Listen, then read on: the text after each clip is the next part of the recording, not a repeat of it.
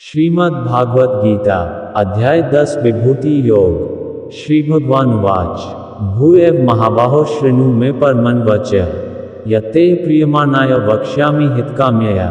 भावार्थ, श्री भगवान ने कहा, हे महाबाहु अर्जुन, तू मेरे परम प्रभावशाली वचनों को फिर से सुन, क्योंकि मैं तुझे अत्यंत प्रिय मानता हूँ, इसलिए तेरे हित के लिए कहता हूँ। न मे विदुषुर्गणाः प्रभव न महर्षयः अहमादिर्हि देवानां महर्षिणा च सर्वशः।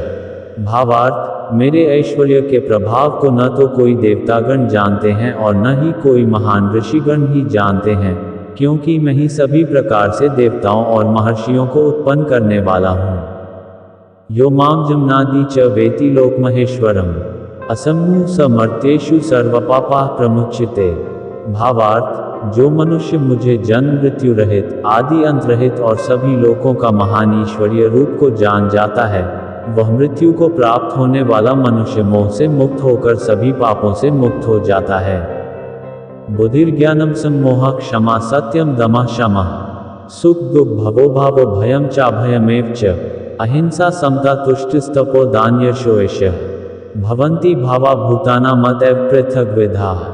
भावार्थ, संशय को मिटाने वाली बुद्धि, मोह से मुक्ति दिलाने वाला ज्ञान, क्षमा का भाव, सत्य का आचरण, इंद्रियों का नियंत्रण, मन की स्थिरता, सुख दुख की अनुभूति, जन्म मृत्यु का कारण, भय अभय की चिंता, अहिंसा का भाव, समानता का भाव, संतुष्ट होने का स्वभाव, तपस्या की शक्ति, दानशीलता का भाव और यश अपयश की प्राप्ति में जो भी कारण होते हैं, ये सभी मनुष्यों के अनेकों प्रकार के भाव मुझसे ही उत्पन्न होते हैं।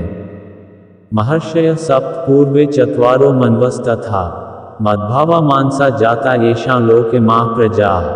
भावार्थ, सातों महान ऋषि और उनसे भी पहले उत्पन्न होने वाले चारों सनकादि कुमारों तथा स्वयंभू मनु आदि, यह सभी मेरे मन की इच्छा शक्ति से उत्पन्न हुए हैं। संसार के सभी लोगों के समस्त जीव इन्हीं की ही संतानें हैं।